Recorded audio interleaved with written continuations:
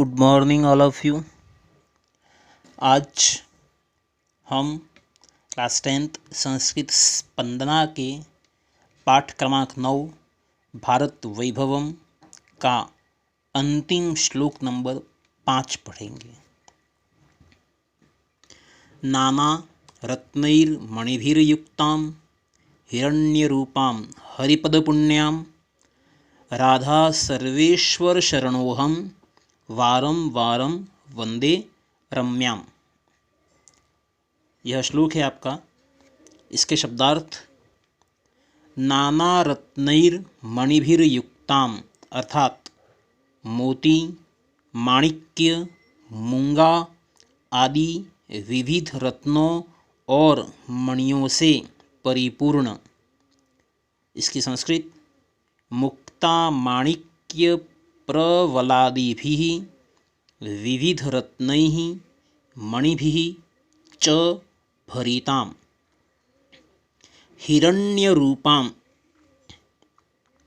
सोने जैसे रूप वाली स्वर्ण स्वरूपां हरिपद पुण्यां भगवान के चरणों से सुशोभित या संस्कृत में भगवत चरण समलंकृताम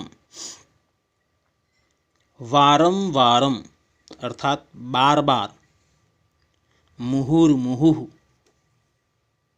रम्याम अत्यंत मनोहर अत्यंत सुंदर। इसकी संस्कृत: अत्यंत मनोहराम। इस श्लोक के श्लोकान्वय सहित इसके भाव को देखते हैं। नाना रत्नै मणिभिः युक्तां हिरण्यरूपां हरिपदपुण्यां राधा सर्वेश्वर शरणोहम वारं वारं वंदे।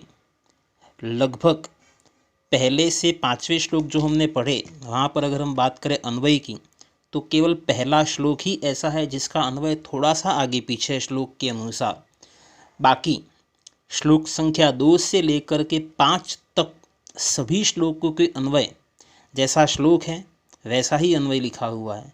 बस शब्दों में संधियुक्त कोई शब्द हो तो उन संधियुक्त शब्दों को वहाँ पर विच्छेद किया गया है।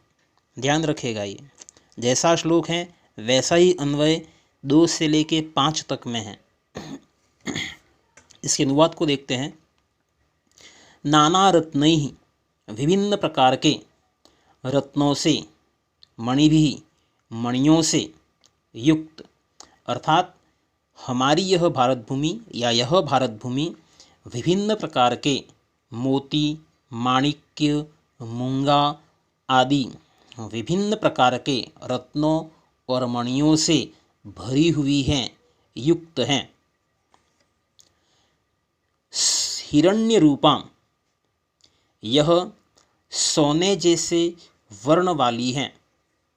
हरिपद पुण्याम यह हरिपद पुण्याम, हरि अर्थात भगवान, पद अर्थात चरण, अर्थात यह भगवान के चरणों से अलंकृत एवं सुशोभित हैं।